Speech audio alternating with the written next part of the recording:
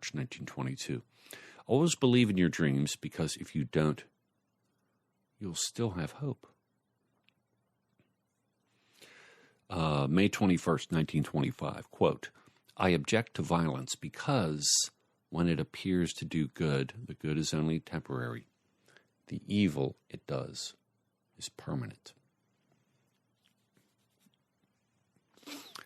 7 social sins: politics without principles, wealth without work, pleasure without conscience,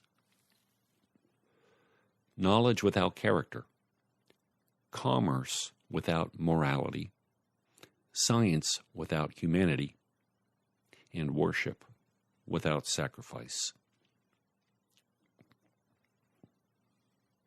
A variant of this is the 7 blunders that human society commits and cause all the violence: wealth without work, pleasure without conscience, knowledge without character, commerce without morality, science without humanity, worship without sacrifice, and politics without principles.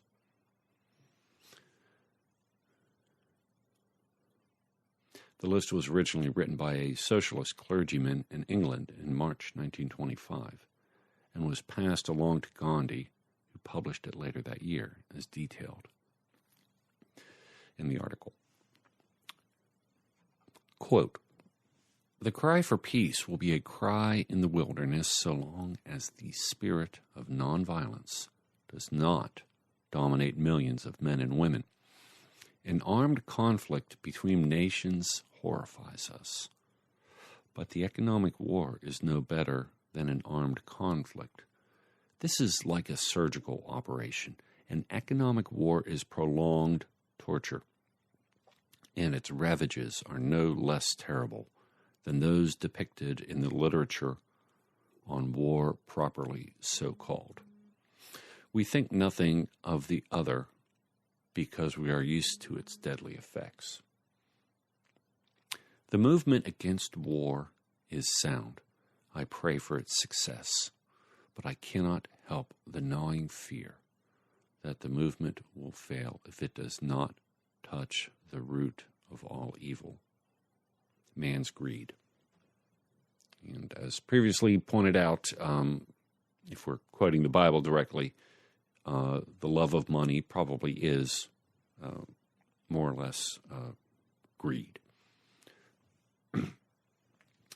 An error does not become truth by reason of multiplied propagation, nor does truth become error because nobody sees it. Truth stands even if there be no public support. It is self-sustained. Remarks published in Young India between 1924 and 1926. Moving on to the Doctrine of the Sword in Young India, 11th of August, 1920. In this age of the rule of brute force, it is almost impossible for anyone to believe that anyone else could possibly reject the law of final supremacy of brute force. I do not believe myself to be a helpless creature, only I want to use India's and my strength for better purpose. Nonviolence in its dynamic condition means conscious suffering. It does not mean meek submission to the will of the evildoer, but it means the putting of one's whole soul against the will of the tyrant.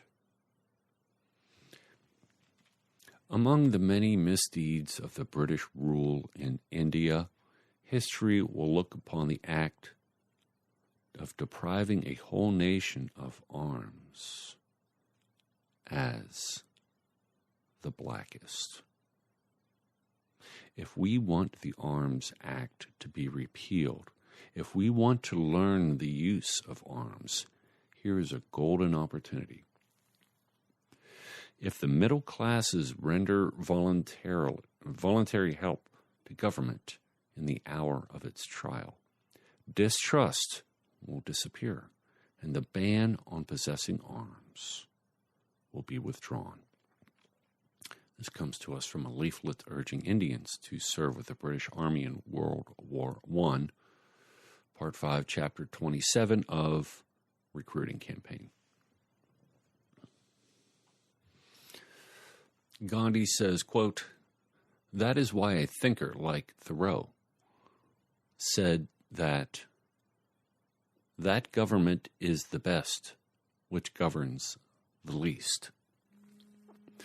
This means that when people come into possession of political power, the interference with the freedom of people is reduced to a minimum. In other words, a nation that runs its affairs smoothly and effectively without much state interference is truly democratic. Where such a condition is absent, the form of government is democratic in name.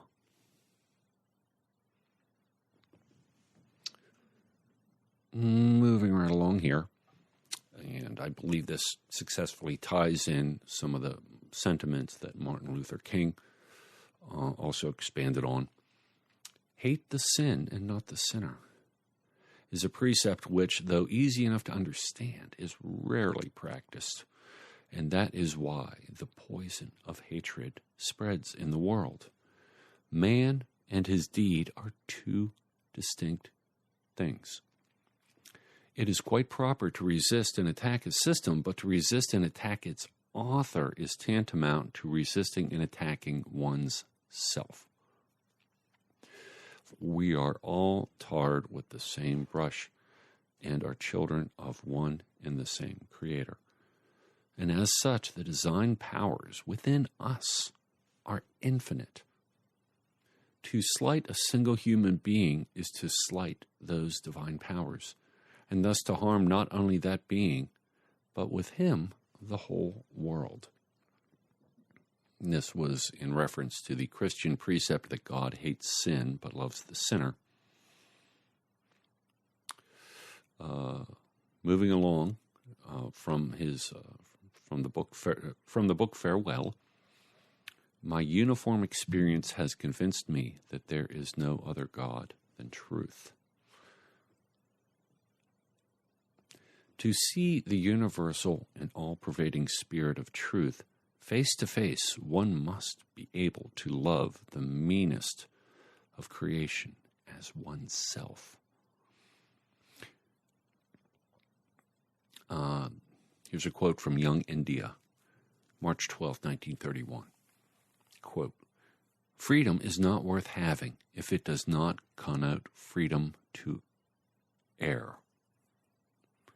It passes my comprehension how human beings, be they ever so experienced and able, can delight in depriving other human beings of that precious right." So people are going to mess up. People are human. Quote, "The weak can never forgive. Forgiveness is the attribute of the strong." This quote also comes from Young India, September 24th, 1931. Quote, "We are less than atoms, I say, because the atom obeys the law of its being, whereas we, in the insolence of our ignorance, deny the law of nature. But I have no argument to address with those who have no faith." From Modern Review, October 1935. Quote, "The state represents violence in a concentrated and organized form. The individual has a soul, but as the state is a soulless machine, it can never be weaned from violence to which it owes its very existence." There's another quote from 1938. "A small body of determined spirits fired by an unquenchable faith in their mission can alter the course of history." 1940, February. Quote, "It is unwise to be too sure of one's own wisdom. It is healthy to be reminded that the strongest might weaken and the wisest might err." 1942, excuse me, 1940. Quote, "The ideally nonviolent state will be an ordered anarchy. The state is the best governed, which is governed the least." And my final Gandhi quote, "I draw no distinction between error and sin. If a man commits a bona fide mistake and confesses it with a contrite heart before his Maker, the merciful Maker sterilizes it of all harm."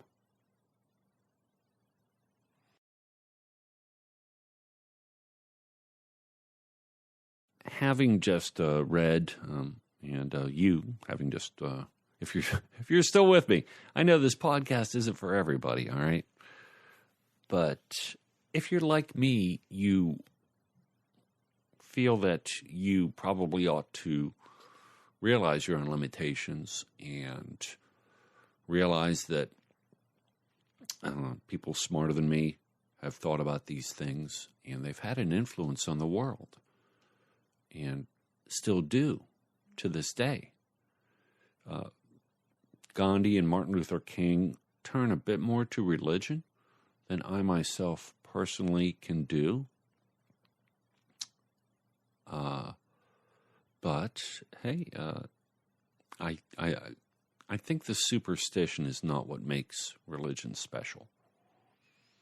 I think what makes religion special is that it provides a reminder that you are accountable to yourself. And in a cosmic sense that we cannot explain, you are also accountable to other people, perhaps the entire human race. So I'm going to finish off this philosophy podcast with sort of an open-ended search for a poem. So this is completely off subject.